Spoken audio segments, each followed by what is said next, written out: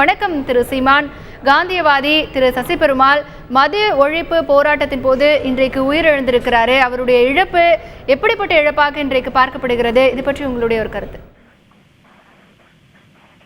அந்த செய்தி கேட்ட உடனே ஒரு பெரிய அதிர்ச்சியா இருந்தது, மிகுந்த மனவேதனையா இருக்கு. ஐயா அவர்கள் இந்த மதுவுக்கு எதிரான அறப்போராட்டத்தை பல வடிவங்கள்ல எடுத்தாங்க. அது சாகுமுறை பட்டினி போராட்டம்னு அந்த போராட்டத்தை பல முறை முன்னெடுத்தாங்க. நாங்கெல்லாம் ஐயா நீங்க இந்த உயிர் துறக்கிற இந்த போராட்டத்தை கைவிடுங்க, நம்ம வலிமையா இணைந்து போராடலாம்னு நாங்கெல்லாம் வலியுறுத்தினோம். அப்ப கூட என் உயிரே போனாலும் சரி இந்த மதுவை நம்ம ஒழிக்கணுங்கிற உறுதியில இருந்தவங்க.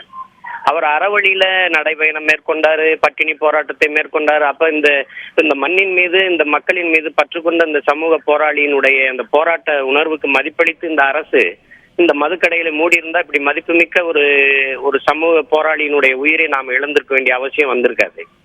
இப்ப எப்பவுமே மக்களின் போராட்டத்திற்கு மதிப்பளிக்காது, அதை பொருட்படுத்தாது புறந்தள்ளுவதனாலதான் அந்த போராட்டம் தீவிரமடையுது.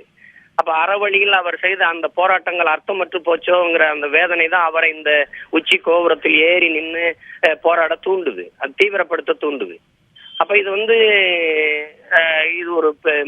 இதை அரசு கவனத்துல எடுக்கணும். இது ஒருத்தர் தானே ஒரு உயிர் தானேன்னு நினைக்க கூடாது. இது ஒட்டுமொத்த தமிழ் மக்களினுடைய பிரதிநிதித்துவம், எல்லாருடைய உள்ள குமுறல் தான் இந்த போராட்ட வெளிப்பாடு. அதுதான் அவர் பிரதிபலிக்கிறாரு. இப்ப இன்னைக்கு நீங்க பாக்குறீங்க, இந்த ஐயா போன்ற பெருமக்கள் எடுத்த முன்னெடுப்பு தான் இன்னைக்கு மதுவுக்கு எதிராக அங்கங்கே பெரும்பாலான மக்கள் தன்னெழுச்சியாக போராட தொடங்கி இருப்பது. அதுவும் குறிப்பா இளைய தலைமுறை பிள்ளைகள் மதுவுக்கு எதிராக போராடுவது நாமே பாக்குறோம். வழிபாட்டு தலங்கள், பள்ளிக்கூடங்களுக்கு பக்கத்துல மதுக்கடைகள் இருப்பதை பாக்குறோம்.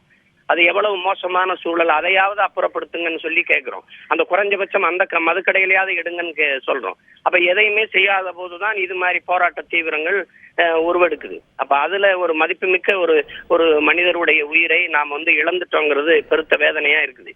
இப்ப இந்த உயிரிழப்பை பொருள்படுத்தி கவனத்தில் எடுத்து இது ஒரு உயிர் தானே நினைக்காம ஒட்டுமொத்த தமிழ் மக்களின் உணர்வு என்று மதிப்பளித்து உடனடியாக அரசு இந்த மதுக்கடைகளை மூடுவதற்கு முன்வர வேண்டும் என்பதுதான் என்னுடைய கோரிக்கை. அதுதான் தன் உயிரை கொடுத்தேனும் மக்களின் உயிரை கொடுக்கிற இந்த மதுவை தடுக்கணும்னு, அதை ஒழிக்கணும்னு நினைச்சு போராடிய அந்த சசி பெருமாள் ஐயாவுடைய உயிரிழப்புக்கு நாம கொடுக்கிற மரியாதையா இருக்கும், நாம செலுத்துற வணக்கமா இருக்கும்ங்கிறது என்னுடைய நிலைப்பாடு, கருத்து.